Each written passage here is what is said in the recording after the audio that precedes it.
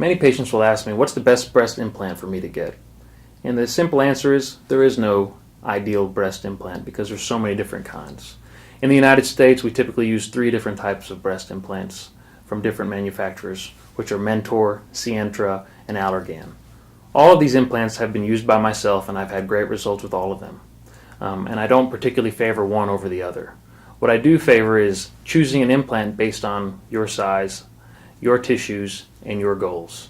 This is very important, as I feel that the most important thing in selecting an implant is really understanding a patient's goal. Do you want to have a very natural look, or do you want to have an augmented look? Sometimes patients will come and talk to me about thinking that they want a natural look, but then I ask them what they want to look like in a bikini, and they say that they want to have some roundness of their upper chest, and they want to have no padding in their bikini. And what they don't realize is that's an augmented look. So that's the first and probably the most important thing what I use in determining what type of implant I'm going to use. The next thing that has to be decided is silicone versus saline.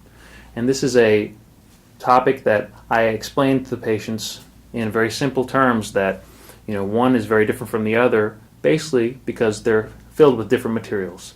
Silicone has silicone gel in it, saline has saline solution in it, which can be absorbed by our body.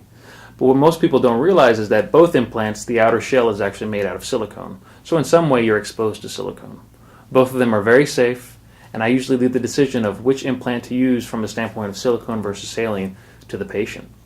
When selecting size, profile, and the texture or smoothness of the implant, I reserve that decision to myself along with the patient because it's very important for them to be a part of that decision. I will often let my patients see the implants so they have a kind of an idea, touch them, and have an idea of what they feel like, what they look like, and they can even put them in their bra and see how they simulate the size. It's not a perfect way to do it, but in my experience it helps a lot for patients to kind of have an idea of how their implants are going to behave. I hope this helps.